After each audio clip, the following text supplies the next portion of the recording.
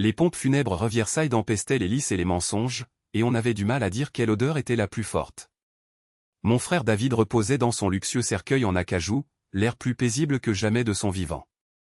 Sa veuve, Evelyne, tamponnait ses yeux avec un mouchoir qui coûtait probablement plus cher que mon loyer. C'était un mari tellement dévoué, murmurait-elle à tous ceux qui s'approchaient d'elle, sa voix se brisant juste au bon moment.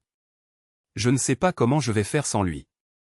Planté dans un coin, à mon 3e whisky de la matinée, je regardais ma belle-sœur faire une démonstration de chagrin digne d'un Oscar. La robe noire Chanel lui moulait le corps à la perfection, et ses cheveux blonds étaient coiffés avec une précision chirurgicale. Même soi-disant en deuil, Evelyne Grant avait l'air de sortir d'un magazine. Mon meilleur ami, Tran Walsh, est apparu à côté de moi, sa carrure imposante me bouchant la vue du cercueil. Sacrée affluence, dit-il en ajustant sa cravate. David aurait été fier. David aurait été bourré, dis-je en prenant une autre gorgée. Comme moi. Tran gloussa, mais son regard parcourait la pièce, surtout Evelyne qui recevait les condoléances de la femme du maire. Je connaissais Tran depuis le lycée, à l'époque où on se battait tous les deux pour se faire respecter dans cette ville snob de la vallée de l'Hudson. Maintenant, il était propriétaire de la plus grande concession automobile du coin, avec ses pubs ringards où il pointait l'objectif en promettant les affaires Walsh, imbattables, parole de Walsh. La cérémonie s'éternisa pendant encore 1 heure. Le père Mackenzie prononça un discours sur David qui le faisait passer pour un saint plutôt que pour un joueur invétéré qui avait flambé la moitié de l'argent de la famille avant que son cœur ne lâche à 42 ans. Je gardai le silence et laissai les mensonges continuer à pleuvoir. Après, tout le monde se rendit au manoir des Grandes pour la réception. L'immense maison victorienne appartenait à notre famille depuis 4 générations, ses tours et ses toits pointus dominant l'Hudson comme sortis d'un film d'horreur. David avait modernisé l'intérieur avec l'aide d'Evelyne, se débarrassant du charme désuet au profit d'un style épuré et contemporain aussi accueillant qu'une morgue. Je me suis retrouvé dans le bureau de David, à fixer le mur de livres de droit qu'il n'avait jamais lus. La pièce sentait encore ses cigares et son eau de Cologne. Une bouteille de scotch en cristal trônait sur son bureau, et je me suis versé un grand verre. Oliver. La voix de ma mère, Caroline, brisa mes pensées. Elle se tenait sur le seuil de la porte, ses cheveux argentés tirés en arrière. Sa robe noire, aussi simple et élégante que celle d'Evelyne, ne cherchait pas à impressionner. Il faut qu'on parle. Pas maintenant, maman. Je passe du temps avec les morts. Elle entra dans la pièce et referma la porte. J'ai trouvé quelque chose dans le coffre-fort de David. Quelque chose que tu dois voir. Avant que je puisse dire quoi que ce soit, des voix se sont élevées dans le couloir, le rire aigu et faux d'Evelyne, suivi du rire plus grave de Tran. Il venait par ici. Cache-toi, murmura Caroline en me saisissant le bras et en me tirant derrière l'énorme bureau en bois. La porte s'ouvrit, et j'entendis les talons d'Evelyne claquer sur le parquet. Enfin, dit-elle. Je pensais qu'on n'aurait jamais un moment à nous. Le numéro de la veuve éplorée commence à me lasser. La voix de Tran était rauque de désir. Quand est-ce qu'on arrête de faire semblant? Mon sang se glaça. Accroupi derrière le bureau, la main de ma mère me serrait l'épaule avec force. Bientôt, ronronna Evelyne. Une fois que le testament sera lu et que tout sera réglé, alors on pourra être ensemble, pour de vrai. Et Oliver? Il va hériter de la moitié de tout. Evelyne éclata de rire, un rire froid et tranchant. Oliver est un alcoolique et un bon à rien. Il va dilapider sa part en 1 an, comme son frère. Et puis, j'ai des projets pour notre cher Oliver. Le bruit de vêtements qui froissent emplit la pièce. J'ai jeté un coup d'œil furtif par-dessus le bord du bureau et j'ai immédiatement regretté de l'avoir fait.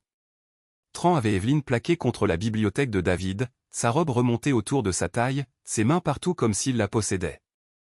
Mon Dieu, ça m'a manqué, grogna-t-il, la bouche sur son cou. Les funérailles m'ont tellement excité, halta-t-elle, de savoir qu'il est enfin parti, de savoir qu'on va pouvoir avoir tout ce qu'on voulait.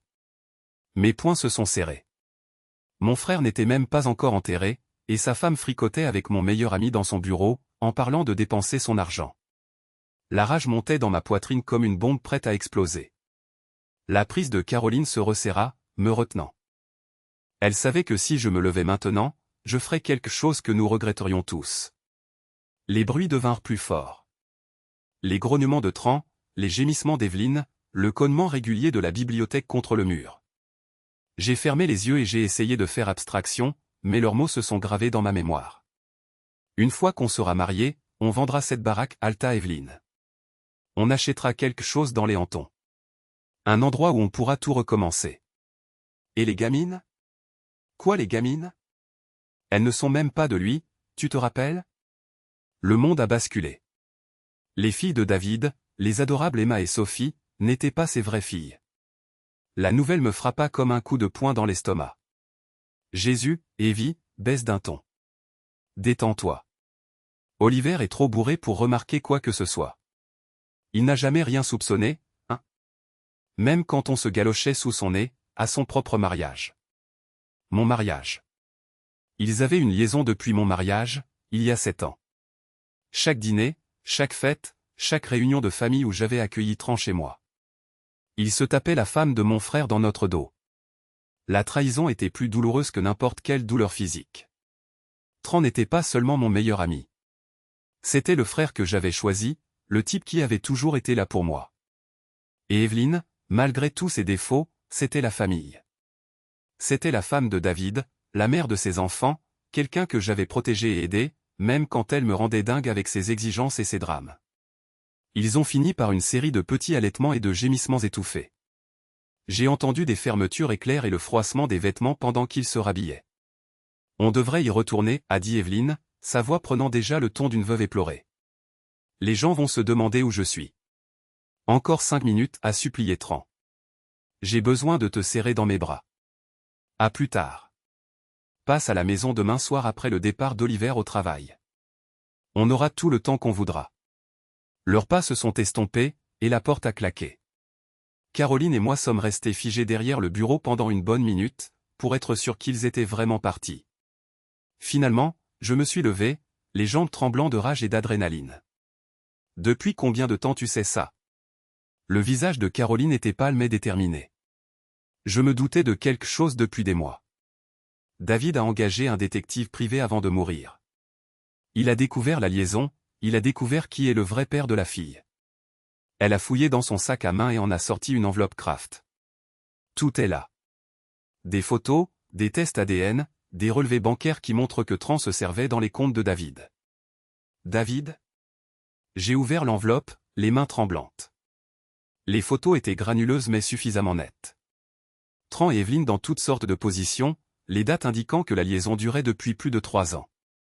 Le rapport ADN a confirmé qu'Emma et Sophie ne partageaient pas les marqueurs génétiques de David, mais qu'ils correspondaient aux échantillons prélevés sur la tasse de café de Tran. Mon Dieu, ai-je murmuré. David savait, il avait l'intention de demander le divorce. C'est pour ça qu'il a eu sa crise cardiaque. Le stress, la trahison, la pression financière due au détournement de fonds de Tran. Tout l'a rattrapé. Je me suis effondré dans le fauteuil en cuir de David, le poids de tout cela m'écrasant.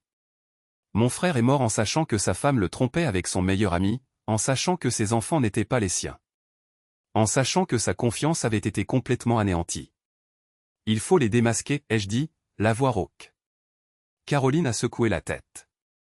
David m'a fait promettre d'attendre. Il voulait que tu décides quoi faire de ces informations. Il disait que tu saurais quand le moment serait venu. Le moment est venu. Je vais aller leur balancer ça en pleine figure et dire à tout le monde ce que j'ai vu. Et après? Tu vas détruire la vie de ces petites filles? Tu vas déchirer 2 familles entières à cause de la colère et de la rancœur? La voix de Caroline était douce mais ferme. David voulait que justice soit faite, mais il voulait aussi protéger Emma et Sophie. Elles sont innocentes dans tout ça. J'ai regardé les photos, l'esprit en ébullition. Evelyn et Tran avaient l'air si heureux, si insouciants, pendant que David se mourait lentement de stress et de chagrin. L'injustice de tout ça me brûlait comme de l'acide. Tu me proposes de faire quoi alors? De faire comme si je n'avais rien vu? De les laisser s'en tirer? Je te propose d'être malin. D'être patient. On fait la lecture du testament de David demain. Une fois que tu sauras où tu en es financièrement, tu pourras décider de la marche à suivre. Caroline s'est levée et a lissé sa robe. Mais souviens-toi, la vengeance est un plat qui se mange froid. Et ton frère disait toujours que tu étais le plus futé des fils Grant. Elle m'a laissé seul dans le bureau avec la preuve de la destruction de ma famille. Je me suis versé un autre scotch et j'ai regardé le soleil se coucher sur l'Hudson par la fenêtre. Quelque part dans la maison, Evelyne jouait la veuve et pleurait pendant que Tran lui offrait son épaule pour pleurer. Il n'avait aucune idée que je connaissais leur secret. Pour l'instant, ça me donnait un avantage. J'ai glissé l'enveloppe dans ma veste et j'ai rejoint la veillée funèbre, affichant un sourire et acceptant les condoléances de personnes qui connaissaient probablement mieux les affaires de ma famille que moi. C'était comme ça dans les petites villes. Les secrets finissaient toujours par être connus de tous, sauf des personnes les plus touchées. Tran m'a retrouvé près du bar, le visage rouge et les cheveux un peu en bataille. « Drôle de journée », a-t-il dit en me tapant sur l'épaule. « Comment tu tiens le coup ?» J'ai regardé dans ses yeux, cherchant une trace de culpabilité. Je n'ai vu que la même assurance décontractée qui l'avait rendu populaire au lycée et qui lui avait permis de réussir dans les affaires. C'était un vendeur né, capable de mentir avec le sourire et de vous faire remercier pour ça. « Je me débrouille », ai-je répondu, en gardant une voix neutre. « Merci d'être là. » David aurait apprécié. « Bien sûr, mec. On est de la famille. » Famille. Le mot avait un goût de poison. Je me suis excusé et j'ai trouvé Evelyne en train de tenir salon dans le living, entourée de l'élite mondaine de la ville. Elle leva les yeux quand je m'approchai, ses yeux bleus brillants de larmes. « Oliver », dit-elle en se levant pour me prendre dans ses bras. « Je suis tellement désolé pour ce qui t'arrive. David t'aimait tellement. » Je la laissai m'embrasser, sentant l'eau de Cologne de Tran sur sa peau, la chaleur de son corps qui avait été pressé contre celui d'un autre homme à peine une heure plus tôt. « Merci, Evelyne. Je sais que c'est dur pour toi aussi. Je ne sais pas ce que je vais devenir sans lui, » murmura-t-elle, sa voix se brisant d'une manière très convaincante. Les filles et moi, on est complètement perdus. L'interprétation était parfaite. Si je ne l'avais pas vu avec Tran, si je n'avais pas entendu ces mots froids sur la mort de mon frère, j'aurais peut-être cru que son chagrin était sincère. Au lieu de ça, j'avais l'impression d'assister à un cours magistral de manipulation. La soirée s'éternisa jusqu'à ce que, enfin, Dieu merci, le dernier visiteur endeuillé soit parti. J'aidai à ranger, parlant de tout et de rien avec Evelyne au sujet des préparatifs des obsèques et des cartes de remerciement, pendant que l'enveloppe brûlait contre ma poitrine comme une marque au fer rouge. Au moment où je m'apprêtais à partir, Evelyne me retint par le bras. « Oliver, attends. Je voulais te parler de quelque chose. Qu'est-ce qui te tracasse? On va lire le testament de David demain.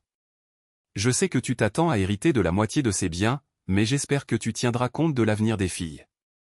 Elles vont avoir besoin de sécurité, de fonds pour leurs études, d'un foyer stable. » J'étudiai son visage, cherchant des fissures dans le masque. Bien sûr, Emma et Sophie sont mes priorités, elles aussi. Un éclair de soulagement illumina ses yeux. Tant mieux. J'avais peur que tu veuilles vendre la maison ou liquider des actifs. Cet endroit, c'est tout ce qui leur reste de leur père. L'ironie? Monumentale. Elle s'inquiétait de l'héritage des enfants alors qu'elle complotait pour le leur voler avec leur père. Je forçai un sourire. Ne t'en fais pas pour l'argent, Evelyne. Je m'occuperai des filles. Je quittai la villa et descendis les rues paisibles de notre petite ville, longeant les boutiques et les restaurants qui étaient là depuis toujours. Tout semblait normal, paisible, comme d'habitude. Mais en dessous, les choses pourrissaient. Au moment où j'arrivais à mon appartement au-dessus du restaurant, je savais ce que je devais faire. Caroline avait raison sur un point, la vengeance est un plat qui se mange froid. Mais elle se trompait sur un autre point. Le bon moment, ce n'était pas dans un futur lointain quand la douleur serait partie. Le bon moment, c'était maintenant. Il fallait juste que je sois malin. Le cabinet Hartwell, Morrison et Associés se trouvait au dernier étage du plus vieil immeuble de la ville, avec d'immenses fenêtres donnant sur la vallée de l'Hudson. J'étais assis dans la salle de conférence, tapant des doigts sur la table brillante, attendant tout le monde. Evelyne entra la première, portant un tailleur noir à la fois convenable et ravissant. Elle avait emmené son amie Sacha Chen, une influenceuse sur les réseaux sociaux qui postait tout pour ses milliers d'abonnés. Sacha avait son téléphone à la main, bien sûr, probablement en train de diffuser la lecture du testament en direct pour du contenu d'œil authentique. « J'espère que ça ne te dérange pas que j'ai emmené Sacha », dit Evelyne en s'asseyant en face de moi. J'avais besoin de soutien moral. Bien sûr que non, mentis-je. Sacha était une vraie commère qui traitait les tragédies des autres comme un divertissement. Mais je n'allais pas déclencher une bagarre avant la lecture du testament. Tran entra ensuite, visiblement mal à l'aise dans son plus beau costume. Il hocha la tête et s'assit près de la fenêtre, évitant mon regard. Pensait-il à la veille dans le bureau de David? Ma mère, Caroline, arriva en dernier, avec notre avocat de famille, Jasper Morrison. Jasper était un homme mince et précis, dans la soixantaine, qui s'occupait des affaires de la famille Grant depuis bien avant ma naissance. Il portait une mallette en cuir qui contenait probablement les clés de notre avenir. Merci à tous d'être venus, commença Jasper en s'installant dans son fauteuil. Comme vous le savez, nous sommes ici pour lire le testament de David Michael Grant. Avant de commencer, je tiens à rappeler à tous que ce document a été signé il y a 6 mois et qu'il reflète les souhaits de David à cette époque. Il y a 6 mois. C'est à peu près à ce moment-là que David a découvert la liaison. Je jetai un coup d'œil à Evelyn, mais elle paraissait calme, les mains croisées sur ses genoux. Jasper ouvrit sa mallette et en sortit un épais document à la couverture bleue. Je vais passer sur les aspects juridiques et aller directement à l'essentiel. À ma femme bien-aimée Evelyn, je lègue notre maison familiale et tout ce qu'elle contient, ainsi qu'un fonds fiduciaire de 500 000 $ pour l'entretien et l'éducation de nos filles, Emma et Sophie. Les épaules d'Evelyn se détendirent légèrement. Un demi-million, ce n'était pas la fortune qu'elle convoitait, mais la maison à elle seule valait plus de 2 millions. À mon frère Oliver, je lègue le reste de mes biens, y compris toutes les parts d'entreprise, les comptes d'investissement et les biens personnels qui ne sont pas spécifiquement mentionnés ci-dessus. Je fis le calcul dans ma tête. Le groupe de restaurants de David valait au moins 3 millions, et ses placements avaient fructifié pendant des années, malgré ses dettes de jeu. J'étais face à une somme d'argent considérable, mais Jasper n'avait pas fini. Cependant, il existe une disposition supplémentaire qui affecte les deux bénéficiaires. David a inclus ce qu'on appelle une clause de moralité. Le silence se fit dans la pièce. Le visage d'Evelyn pâlit et Tran se tortilla sur sa chaise. Une clause de moralité, c'est quoi? Chuchota Sacha, toujours en train d'enregistrer. Jasper s'éclaircit la gorge. Elle stipule que si Evelyn se remarie dans les 2 ans suivant le décès de David, ou si des preuves de son infidélité pendant leur mariage sont découvertes, son héritage sera confisqué et remis à Oliver, à l'exception d'un petit fonds fiduciaire pour l'éducation des enfants. Le silence s'étira. J'entendais l'horloge, la circulation dehors. Les mains d'Evelyn tremblaient maintenant. C'est ridicule, balbutia-t-elle. David n'aurait jamais fait ça. Je crains qu'il n'ait été très clair quant à ses inquiétudes, dit Jasper doucement. Il a également inclus une clause stipulant que si Oliver peut prouver l'adultère, le transfert d'actifs sera immédiat. J'avais l'impression d'avoir été frappé par la foudre. David était au courant de la liaison et avait tendu un piège. L'enveloppe dans ma veste me semblait peser 1 tonne. C'est scandaleux, dit Evelyn, sa voix montant d'un ton. J'étais une épouse dévouée. J'aimais David plus que tout. Bien sûr que oui, dit Caroline d'un ton suave. Je suis sûr que vous n'avez rien à craindre. Tran était devenu blanc comme un linge. Il fixait ses mains, probablement en train de calculer combien d'argent il était sur le point de perdre. La concession automobile marchait bien, mais pas au point d'être, j'achète un manoir et j'entretiens une femme et 2 enfants. Jasper continua à lire les legs moins importants, mais je l'écoutais à peine. Mon esprit était en ébullition, essayant de comprendre ce que David avait manigancé.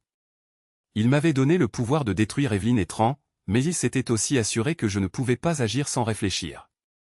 J'avais besoin de preuves, et je devais être prêt à ce qui allait suivre. Une fois la lecture terminée, Evelyn s'enfuit pratiquement de la pièce, Sacha la suivant avec son téléphone. Tran traîna les pieds, comme s'il voulait dire quelque chose, mais se ravisa et partit. Caroline et moi restâmes là pendant que Jasper rangeait ses affaires. « Tu étais au courant pour la clause de moralité ?» demandai-je à maman. Elle acquiesça. David m'a montré le testament avant de le signer. Il espérait qu'il n'en aurait pas besoin, que le mariage pourrait être sauvé, mais il voulait protéger la famille. « Et tu es d'accord avec ça? Avec le fait que je prenne potentiellement tout à Evelyn et aux filles. » Le visage de Caroline se durcit. Ses filles seront prises en charge, quoi qu'il arrive. Mais Evelyn a fait ses choix. Si elle a été fidèle, elle n'a rien à craindre. Jasper leva les yeux de sa mallette. Oliver, je devrais mentionner que ton frère t'a aussi laissé ceci. Il me tendit une enveloppe scellée portant mon nom, écrit de la main de David. J'attendis d'être seul dans ma voiture pour l'ouvrir. La lettre de David était courte, mais elle fit mouche. Oliver, si tu lis ceci, c'est que je suis parti et que tu connais la vérité sur Evelyne Etran. Je suis désolé que tu aies dû l'apprendre de cette façon, mais je ne pouvais pas te le dire de mon vivant. Tu leur faisais confiance à tous les deux, et ils t'ont baisé de la pire des manières. Les preuves sont toutes là, mais c'est à toi de décider ce que tu vas en faire. Je t'ai donné les éléments légaux pour obtenir justice, mais je ne vais pas te forcer depuis ma tombe. Quoi que tu choisisses, je l'accepterai. Souviens-toi juste qu'Emma et Sophie sont innocentes. Elles ne méritent pas de souffrir pour les erreurs de leur mère. Je t'aime, frangin. Prends soin de notre famille, David. Je restais assis là, sur le parking, pendant 20 minutes, à relire la lettre encore et encore jusqu'à ce que je la connaisse par cœur. David avait gardé ça pour lui pendant des mois, regardant sa femme et son meilleur ami le baiser pendant qu'il mourait lentement à cause du stress. La rage que j'avais ressentie hier n'était rien comparé à ça. Il ne s'agissait pas seulement de tromperie, ni même de vol. Il s'agissait d'un homme bon systématiquement détruit par les personnes censées l'aimer. Mon téléphone vibra un texto de Tran. On se boit une bière? Journée difficile? Le culot de ce type. Il voulait qu'on traîne ensemble et qu'on parle de la mort de mon frère tout en planifiant de dépenser son héritage avec sa veuve. Je répondis, une autre fois. Besoin d'être seul. Un autre texto, celui-ci d'Evelyne. On peut se parler? Je suis inquiète pour l'avenir des filles. Je ne répondis pas. Qu'elle s'inquiète. Qu'elle se demande si je savais quelque chose. La peur était une arme, et j'apprenais tout juste à l'utiliser. Ce soir-là, je conduisis jusqu'aux Lanternes, un bar miteux à la périphérie de la ville où je pouvais boire en paix sans croiser personne que je connaissais. Le barman était un ancien flic du nom de Murphy, qui restait dans son coin et servait des verres bien tassés.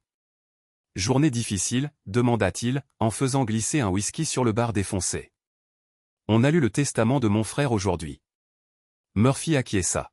« L'argent rend les gens dingues.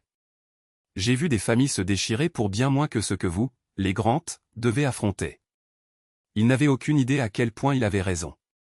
J'étais à la moitié de mon deuxième verre quand mon téléphone sonna.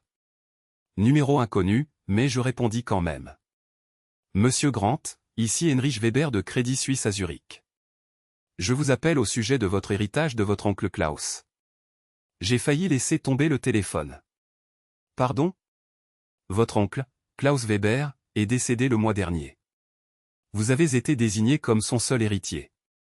On essaie de vous joindre depuis des semaines. Vous faites erreur, je crois.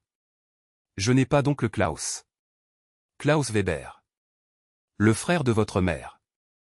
Il a déménagé en Suisse en 1975 et a fait fortune dans la banque.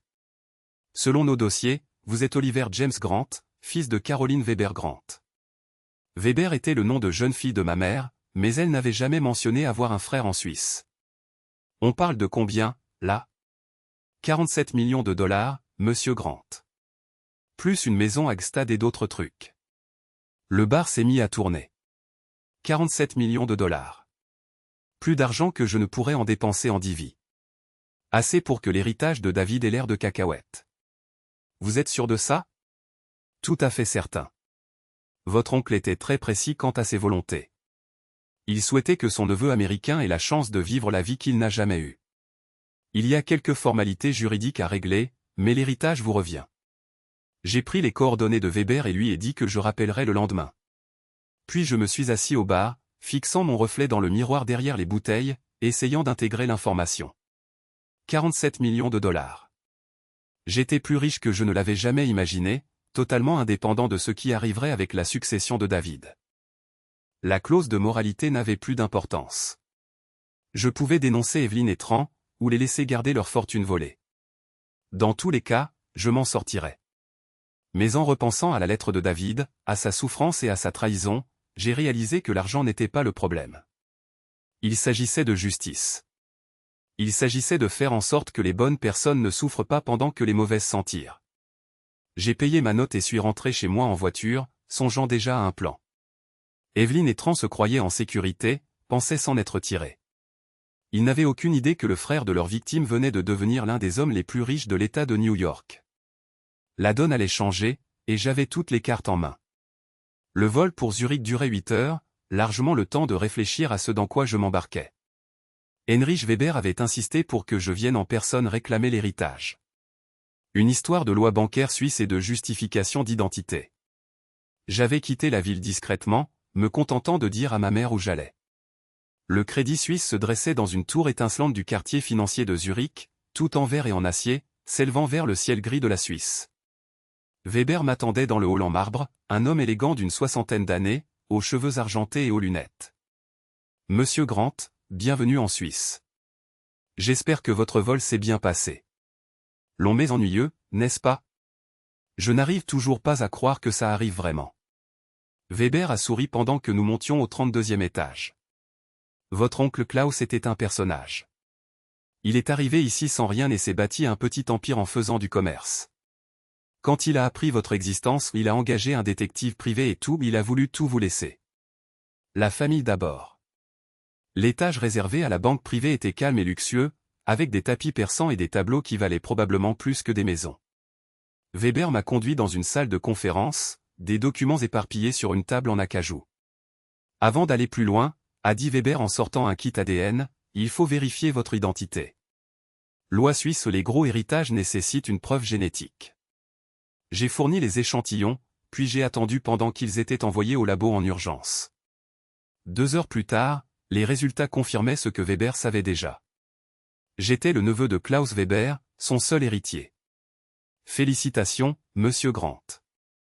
Vous valez maintenant 47,3 millions de dollars. Le chiffre restait irréel. J'ai grandi dans la classe moyenne, j'ai financé mes études en travaillant, j'ai construit mon restaurant à partir de rien.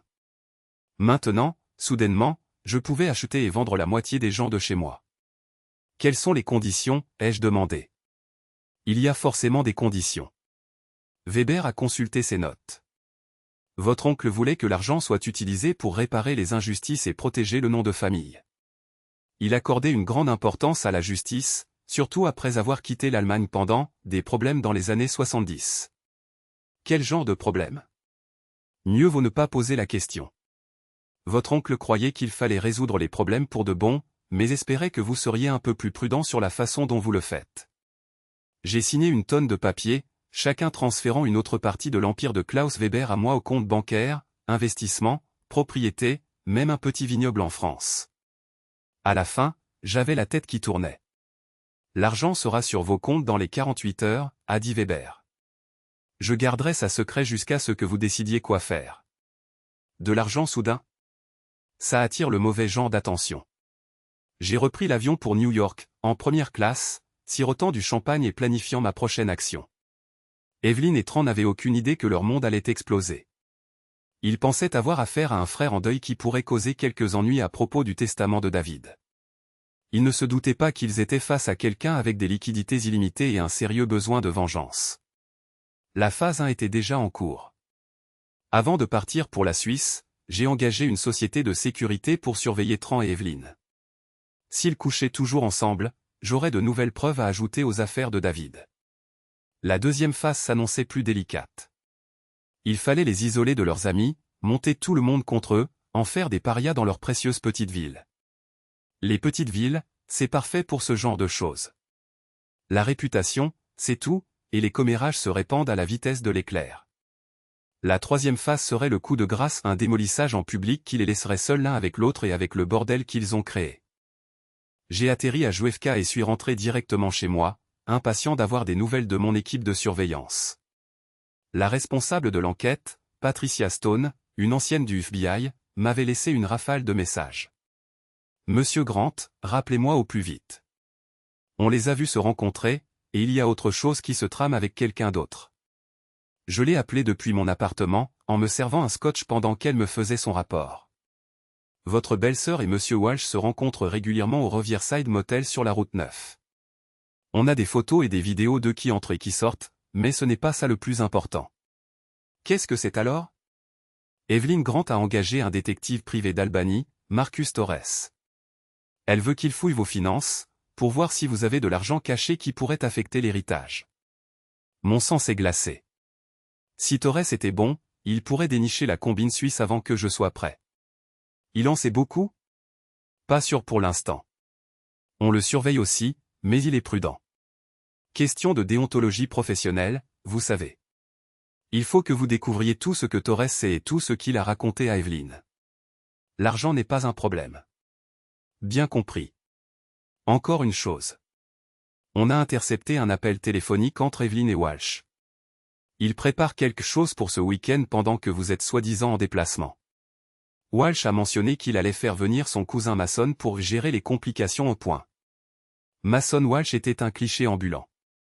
1,90 m, que du muscle et du toupet, avec un casier judiciaire pour agression et extorsion. Si Tran l'embarquait dans cette histoire, il dépassait largement le cadre de la tromperie et du vol. Gérer quelles complications? Ils ne l'ont pas précisé, mais on dirait qu'ils ont peur que vous découvriez leur liaison. Mason a la réputation de faire disparaître les problèmes.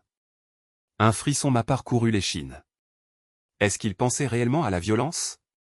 Ça semblait dingue, mais les gens font des choses insensées quand il y a des millions en jeu. Je veux une protection 24 heures sur 24, ai-je dit. Et je veux connaître tous leurs mouvements. C'est déjà en place. Vous aurez une équipe de surveillance dès ce soir. Après avoir raccroché, je suis resté assis dans mon appartement, à contempler les lumières de la vallée de l'Hudson. Le jeu venait de devenir sérieux, mais j'avais des atouts qu'ils ne pouvaient même pas imaginer.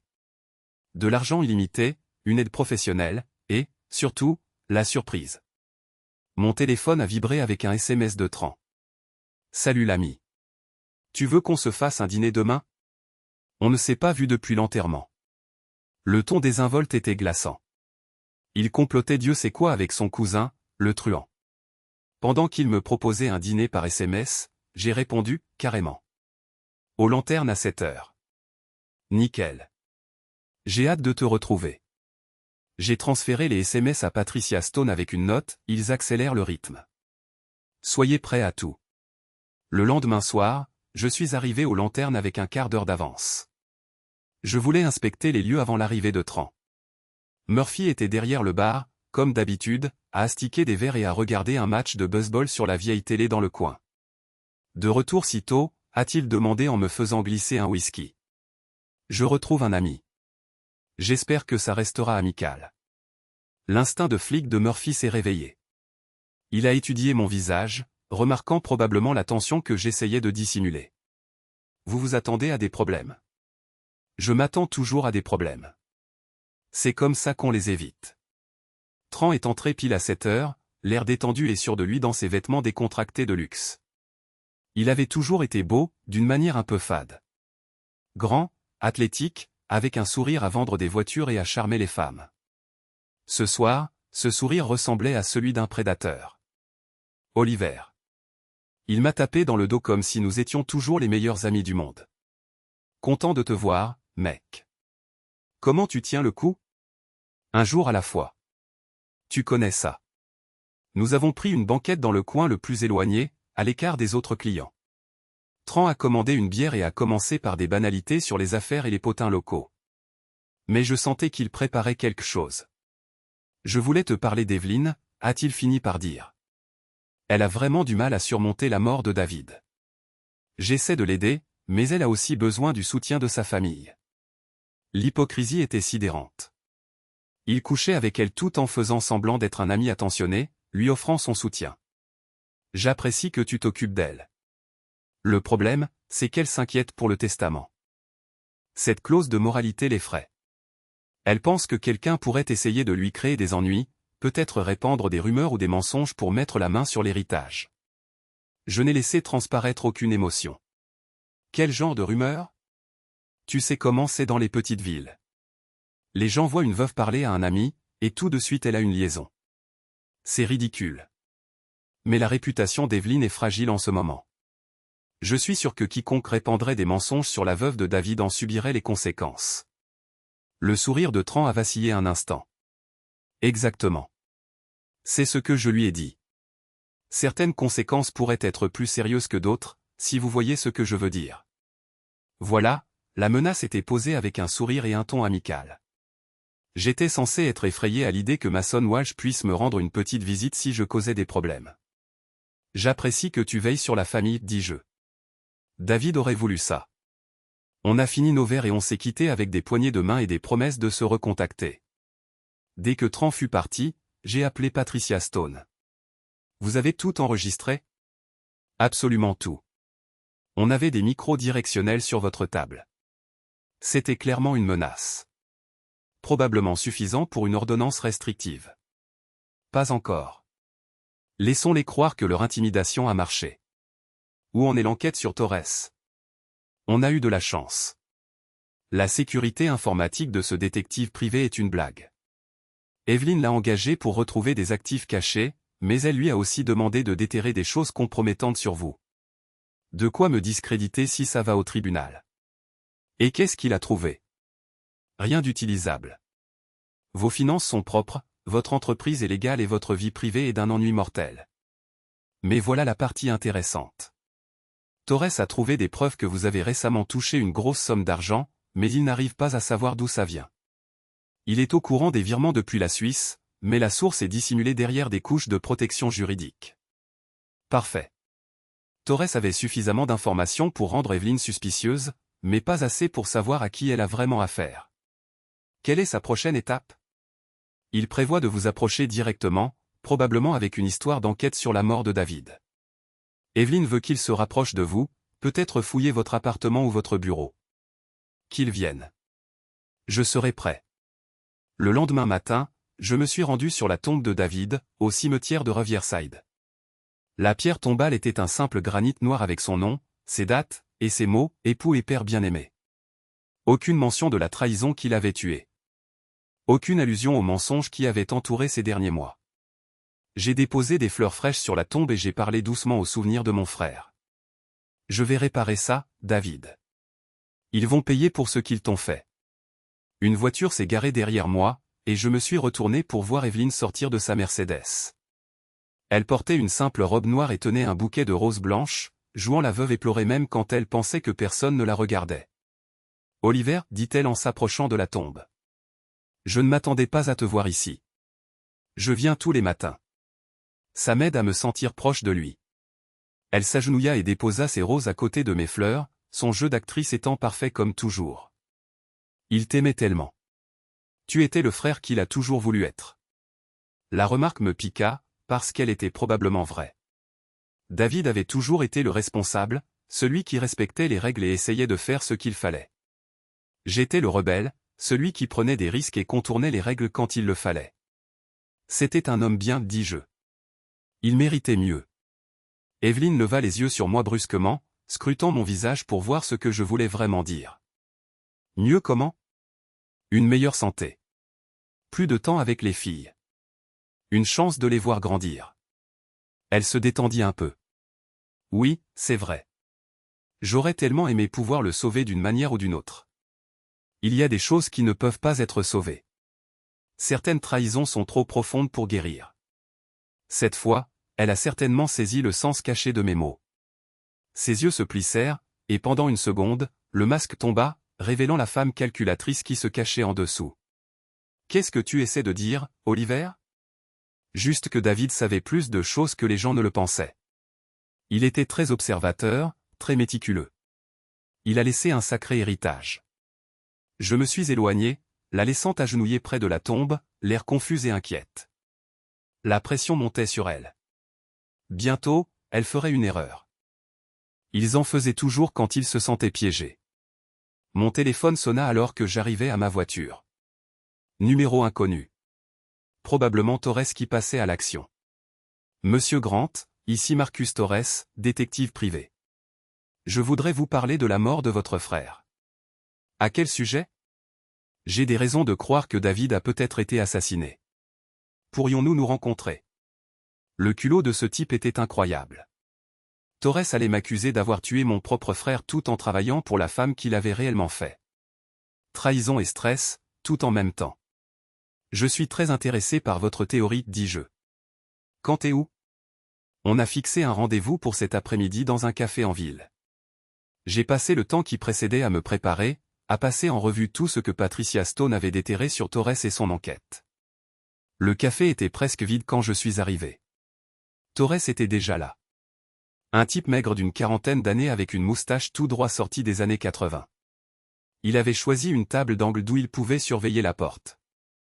Paranoïa de détective privé classique. Monsieur Grant, merci d'avoir accepté de me rencontrer.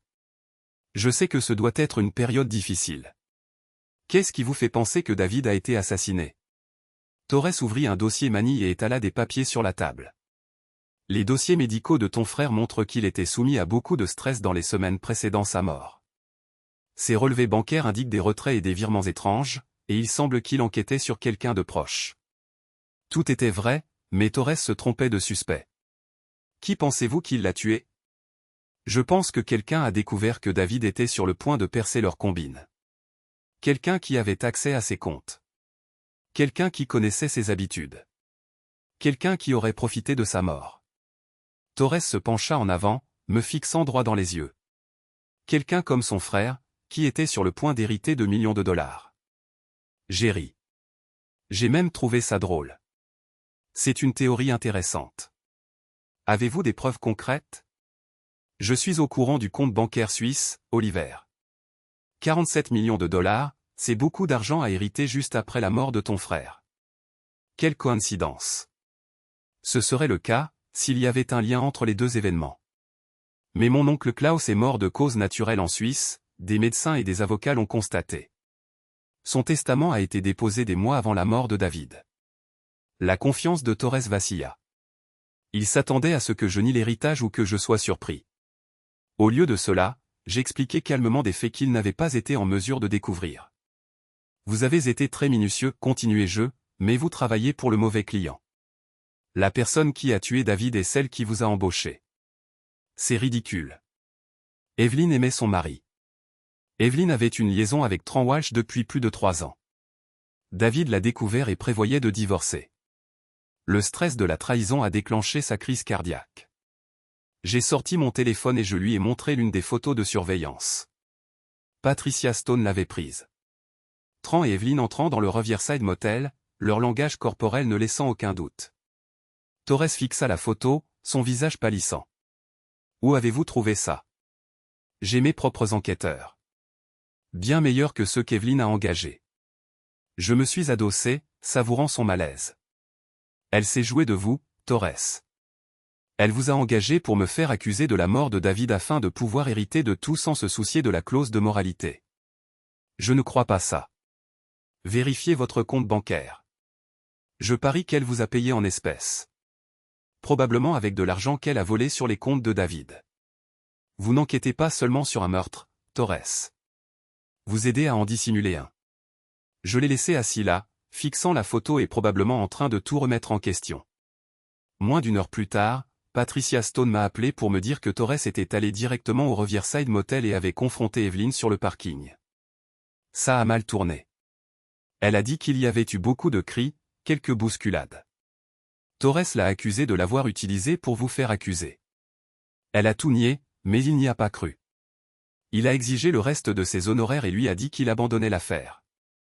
Comment a-t-elle réagi? Comme quelqu'un dont le plan de secours vient de s'effondrer.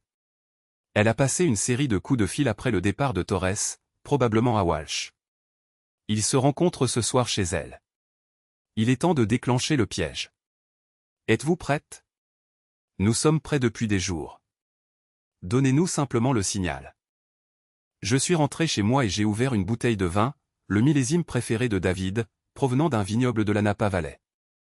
Demain, ces assassins seront traduits en justice. Ce soir, je porterai un toast à sa mémoire et me préparerai pour la phase finale de mon plan. La phase finale était sur le point de commencer. Les photos de surveillance sont arrivées à 6 heures du matin pile, livrées par Patricia Stone elle-même. Elle les a étalées sur ma table de cuisine comme un dealer étalant des cartes. Le pick-up de Tran dans l'allée d'Evelyn à minuit. Lumières allumées dans la chambre principale jusqu'à 3 heures du matin. La moto de Mason Walsh garée derrière le garage. Ils ont tenu un conseil de guerre. Patricia a rapporté, se versant du café de ma machine. Discussion très animée sur ce qu'il fallait faire de vous. Walsh voulait attendre et voir. Si les accusations de Torres tenaient, Evelyn voulait une action plus directe. Définissez action directe. Mason Walsh est spécialisé dans la disparition de personnes. Pas nécessairement pour toujours, mais assez longtemps pour que les problèmes disparaissent. Il prévoit de vous kidnapper ce soir quand vous quitterez le restaurant. J'ai regardé les photos, ressentant une rage froide. Ils étaient passés de l'adultère et du vol au kidnapping. Peut-être même au meurtre. Les traîtres de David étaient devenus les cibles des vengeurs de David. Changement de programme, dis-je. Nous n'allons pas attendre qu'il fasse le premier pas. Qu'avez-vous en tête? J'ai sorti mon téléphone et j'ai fait défiler mes contacts jusqu'à ce que je trouve le numéro de la détective Lisa Morton. Morton travaillait pour le bureau du shérif du comté depuis 20 ans. Tout le monde savait qu'elle était honnête et qu'elle détestait la corruption. Si quelqu'un était susceptible d'écouter mon histoire et de faire quelque chose, ce serait elle. Détective Morton, ici Oliver Grant. Je dois signaler un complot visant à commettre un enlèvement et un meurtre. 3 heures plus tard, Morton était dans mon salon, en train d'examiner les documents que j'avais rassemblés la semaine précédente. Les rapports d'ADN qui prouvaient que Tran était le père des enfants d'Evelyn, les photos montrant leur liaison, les relevés bancaires indiquant des mouvements d'argent non autorisés depuis les comptes de David, et l'enregistrement de Tran me menaçant aux lanternes. C'est du lourd, dit Morton en refermant le dossier. Mais la plupart, c'est juste circonstanciel. L'affaire est évidente, et ça pourrait suffire à déclencher la clause de moralité dans le testament de ton frère. Mais les accusations de complot seront plus difficiles à prouver. Et si je pouvais les faire avouer sur bande? Ça changerait tout. Mais ce serait aussi dangereux. S'ils prévoient vraiment de t'enlever, s'en prendre à eux directement pourrait te coûter la vie. Pas si j'ai du renfort, et pas s'ils ne savent pas que j'enregistre. Morton me fixa intensément, essayant probablement de déterminer si j'étais sérieux ou simplement rendu fou par le chagrin et assoiffé de vengeance. Qu'est-ce que tu proposes exactement? Une confrontation contrôlée. J'appelle Evelyn, je lui dis que je suis au courant de la liaison, que je suis prêt à tout balancer si elle ne remplit pas mes conditions. Elle va paniquer et appeler Tran, probablement insister pour qu'on se rencontre afin de trouver un moyen de garder le silence. Et ensuite? Ensuite, je l'ai fait tout avouer sur bande pendant que toi et tes gens écoutaient depuis la pièce d'à côté. Morton resta silencieux un instant, pesant les risques et ce qu'on pouvait gagner. Ça pourrait marcher, finit-elle par dire. Mais il faudrait tout contrôler. Où ça se passe, quand, des plans de secours si ça tourne mal. Je connais l'endroit idéal. Le bureau de David, dans le manoir familial. Evelyn a toujours les clés, et c'est suffisamment isolé pour qu'il se sente en sécurité pour parler librement. Comment tu les attires là-bas? Je dis à Evelyn que j'ai trouvé quelque chose dans le coffre-fort de David. Quelque chose qui pourrait tous nous ruiner si ça se savait. Je lui dis qu'on devrait se rencontrer à la maison pour discuter de la façon de gérer ça discrètement. Morton hocha lentement la tête. Elle amènera Walsh pour la protéger. Probablement Mason aussi. Qu'ils viennent. Plus il y a de monde impliqué dans le complot, plus notre dossier sera solide. Nous avons passé le reste de la matinée à élaborer un plan. Morton devait placer des voitures banalisées autour du manoir et des agents dans les bois avec du matériel d'écoute. Je porterai un micro et j'essaierai de faire avouer à Evelyn et Tran leurs crimes sur bande. À 14 heures, j'ai appelé Evelyn sur son portable. Elle a répondu tout de suite, avec une voix stressée et méfiante. Oliver. Je ne m'attendais pas à ce que tu appelles. Il faut qu'on parle, Evelyn. J'ai trouvé quelque chose dans le coffre-fort de David. Quelque chose que tu ne vas pas aimer. Un long silence. Quel genre de chose? Le genre qui pourrait détruire nos deux familles si ça venait à se savoir. Tu peux me rencontrer à la maison ce soir? Disons, à 8 heures? Je ne pense pas que ce soit une bonne idée. Pourquoi tu ne me le dis pas au téléphone? Parce que les téléphones peuvent être mis sur écoute, et les conversations peuvent être enregistrées. Il faut régler ça en face à face. Entre nous. Un autre silence, plus long cette fois. Je pouvais presque entendre son cerveau tourner, en train de comprendre. Très bien. 8 heures. Mais j'amène Tran pour le soutien moral. Bien sûr. David l'a toujours considéré comme un membre de la famille. J'ai raccroché et j'ai tout de suite appelé Patricia Stone. Ils ont mordu à l'hameçon. 8 heures au manoir. On sera prêt. Essaie de ne pas te faire tuer avant qu'on puisse les arrêter. Les 6 heures suivantes ont traîné en longueur. J'ai essayé de déjeuner, mais je n'ai rien gardé. J'ai essayé de lire, mais je n'arrivais pas à me concentrer. Finalement, je suis allé sur la tombe de David et j'ai passé 1 heure à parler à sa pierre tombale, à me préparer pour ce qui allait arriver. Ça y est, mon frère. Ce soir, ils paieront pour ce qu'ils t'ont fait. À 7h30, je suis arrivé au manoir. Les gens de Morton étaient déjà là, cachés dans l'obscurité. Je suis entré par la porte d'entrée et je suis allé directement au bureau de David, j'ai allumé la lumière et je me suis assis dans son fauteuil en cuir derrière le bureau. Le micro que Patricia Stone m'avait posé était caché sous ma chemise, mais je le sentais contre ma peau comme une mauvaise conscience. Tout ce que je dirais et entendrais serait enregistré, recevable au tribunal, si nous obtenions les aveux dont nous avions besoin. Evelyn est arrivée pile à 8h, utilisant sa clé pour entrer par la porte de la cuisine. J'ai entendu ses talons claquer sur le sol tandis qu'elle se dirigeait vers le bureau, suivie par des pas plus lourds qui devaient être ceux de Tran. « Oliver » appela-t-elle. « Où es-tu » ?»« Ici », elle entra dans l'embrasure de la porte, toujours belle, mais on pouvait voir le stress de la semaine écoulée. Des cernes sous les yeux, des rides autour de la bouche, son look parfait habituel craquant sous la pression. Tran était derrière elle, essayant d'avoir l'air détendu, mais il n'y parvenait pas. Ses yeux parcouraient la pièce, probablement à la recherche d'un danger ou d'une issue. Mason Walsh fermait la marche, son corps massif obstruant l'entrée comme un mur de muscles et de mauvaises intentions. Je ne savais pas qu'on organisait une réunion de famille, dis-je en pointant Mason. Je devrais commander des pizzas. Mason est là pour la sécurité, expliqua Tran. Vu la situation, ça nous a paru judicieux. Quelle situation, ça ? Evelyn se plaça au centre de la pièce, serrant son sac à main contre elle. Tu as dit que tu avais trouvé quelque chose dans le coffre de David. Quoi donc ? J'ouvris le tiroir du bureau et en sortis l'enveloppe Kraft. Le détective privé de David y avait rassemblé les photos, les rapports ADN et les relevés bancaires qui prouvaient leur culpabilité, au-delà de tout doute raisonnable. David savait, dis-je simplement. Il était au courant de la liaison, il savait qui était le vrai père de la gamine. Et il savait pour l'argent que vous avez volé sur ses comptes. Il savait tout. Le visage d'Evelyn devint livide. Tran recula d'un pas, sa main plongeant dans la poche de sa veste. Mason restait immobile, attendant des ordres. C'est impossible, murmura Evelyn. David n'a jamais rien dit. David était bien plus malin que vous ne le pensiez. Il a engagé des détectives, a obtenu des preuves, a monté un dossier solide contre vous deux. S'il ne vous a pas dénoncé de son vivant, c'est parce qu'il aimait trop Emma et Sophie pour gâcher leur vie.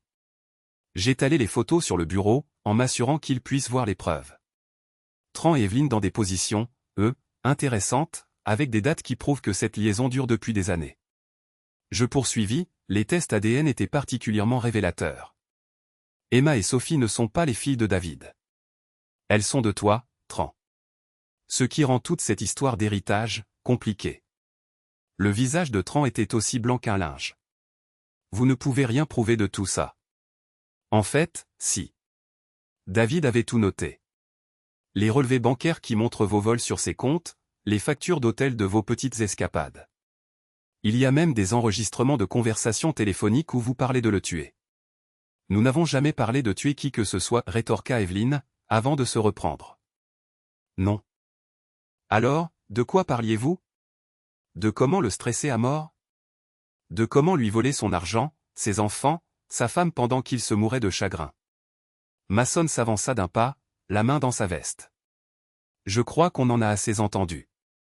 En réalité, je ne crois pas que vous en ayez entendu assez. Je me levai, faisant face aux trois. David m'a laissé une lettre où il explique tout. Il voulait que je choisisse ce que je devais faire. Quel genre de choix ? Demanda Tran. Je pourrais vous dénoncer, ruiner votre réputation, faire en sorte que tout le monde sache qui vous êtes. Je pourrais porter plainte pour vol, fraude, association de malfaiteurs. Ou quoi ? Evelyn se pencha en avant, désespérée. Ou je pourrais vous faire une proposition. Vous avouez tout, vous rendez l'argent, et vous disparaissez de cette ville pour toujours. En échange, je garde le silence et je m'occupe d'Emma et Sophie. C'était un mensonge, bien sûr. Je n'allais pas les laisser s'en tirer à si bon compte. Mais j'avais besoin qu'ils continuent à parler, qu'ils avouent tout sur bande, là où les gens de Morton pouvaient enregistrer. Tran et Evelyn se regardèrent, un message silencieux passant entre eux. Finalement, Tran fit un signe de tête à Mason, qui se rapprocha. Voici une contre-proposition, dit Tran. Tu nous donnes toutes les preuves que David a rassemblées, et toutes les copies que tu as faites. En échange, on te laisse vivre. Ce n'est pas une proposition très intéressante. C'est la seule que tu auras. Mason ici est spécialisé dans le fait de faire disparaître les problèmes. Tu peux coopérer, ou on peut te forcer à coopérer. Parfait. Il venait d'avouer une association de malfaiteurs et de menacer ma vie sur bande. Les gens de Morton avaient tout ce qu'il leur fallait. Et si je refuse? Mason sortit un pistolet de sa veste, un petit calibre qui avait l'air presque ridicule dans son énorme main. Alors tu auras un accident. Un frère accablé de chagrin, rongé par la culpabilité, qui se suicide dans le bureau. Très tragique. Très crédible. Vous me tueriez pour de l'argent? Nous éliminerions une menace pour notre famille, dit Evelyn froidement. David était faible, mais il était utile. Vous êtes juste faible. Le masque était tombé. La veuve éplorée était un prédateur qui considérait les gens comme des obstacles ou des outils. Depuis combien de temps ça dure, demandai-je. La liaison, je veux dire. Tran sourit, pensant probablement qu'il avait déjà gagné. Depuis avant que tu ne nous présentes. Tu te souviens de ton mariage? Pendant que tu dansais avec ta femme, j'étais en train de baiser la tienne dans le vestiaire. La cruauté des involtes me frappa de plein fouet. Il me trahissait depuis le début, riant de ma confiance pendant qu'il complotait pour tout me voler. David l'a découvert par hasard, ajouta Evelyn. Il a engagé un détective pour enquêter sur de l'argent manquant et il a découvert bien plus que ce à quoi il s'attendait. Le stress l'a tué. Donc vous l'avez bel et bien assassiné. Simplement pas avec une arme. Nous lui avons donné ce qu'il méritait, dit Tran. Un homme faible marié à une femme forte. La nature a suivi son cours. Ça suffisait. J'avais tout ce dont Morton avait besoin pour les détruire. Maintenant, il fallait juste que je survive. Vous avez raison, dis-je en me rassoyant dans le fauteuil de David. David était faible. Mais moi, je ne le suis pas. Mason leva le pistolet, le pointant sur ma poitrine. Dernière chance, Oliver. L'épreuve ou ta vie. Allez-y, dis-je calmement. Descends-moi dans le bureau de David devant des témoins, avec la police à l'écoute dehors. Regarde un peu ce que ça donne pour toi. Les yeux de Mason s'écarquillèrent. Tran pivota vers la fenêtre, réalisant soudain qu'ils étaient tombés dans un piège.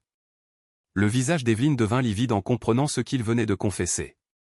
Tu bluffes, dit Tran, mais sa voix tremblait. Ah bon? Regarde dehors, l'artiste. Ce ne sont pas des jardiniers qui se cachent dans les buissons. La porte d'entrée s'ouvrit en fracas. Des pas lourds résonnèrent dans le couloir tandis que l'équipe de Morton se déployait. Police. Lâchez vos armes. Mason se retourna vers la porte, son arme hésitant entre moi et les flics. Je plongeais derrière le bureau tandis que le bureau se remplissait d'agents armés. Lâche-la. Lâche-la maintenant. Mason jeta l'arme à terre et leva les mains. Tran et Evelyn restèrent figés, leur visage montrant l'instant précis où ils comprirent que c'était fini. Le détective Morton entra, son arme à la main mais pointée vers le bas. Oliver Grant. Vous pouvez sortir maintenant. Je me relevai lentement. Mon cœur battait à tout rompre. Vous avez tout entendu? Chaque mot? Association de malfaiteurs, vol, extorsion, tentative de meurtre et complicité d'homicide. Ils vont prendre cher, très cher. Je regardais les flics menotter Tran, Evelyn et Mason. Je me sentais vide. La rage qui m'avait fait tenir toute la semaine venait de s'évanouir. Maintenant? Juste fatigué. Une victoire à la Pyrrhu. David était toujours mort. Emma et Sophie étaient toujours orphelines. Justice? Oui, mais à quel prix?